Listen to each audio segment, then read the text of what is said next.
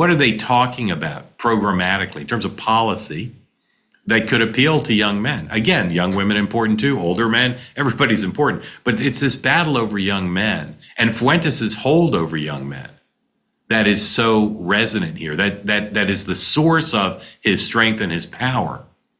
And trying to unlock that, right? Trying to unlock that's so key.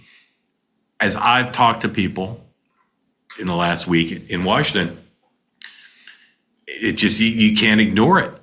The White House, the Senate and House offices of Republican members of Congress, they're filled with people who are in the so-called Groyper movement. They're filled with people who like Fuentes, who like the parts of Tucker that are at least adjacent to Fuentes, who like Candace Owen, right? So you can't demonize their followers or pretend that these are off in a distant place in rural America or not adjacent to power. Really, literally in the White House, there are people who are followers of Fuentes.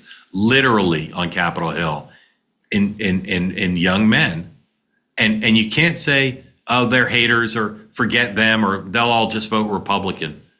That's not what that issue here. At issue here is giving real meaning to the lives of these young men.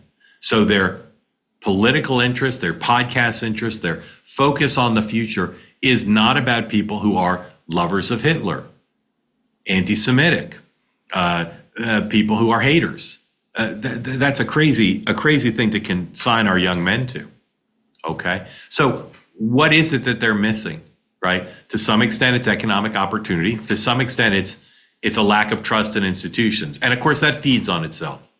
If these young men don't trust politicians or the media, traditional media, or corporations, that's going to just continue to spiral. Because the more they hear from those places, the more they're going to believe conspiracy theories about them.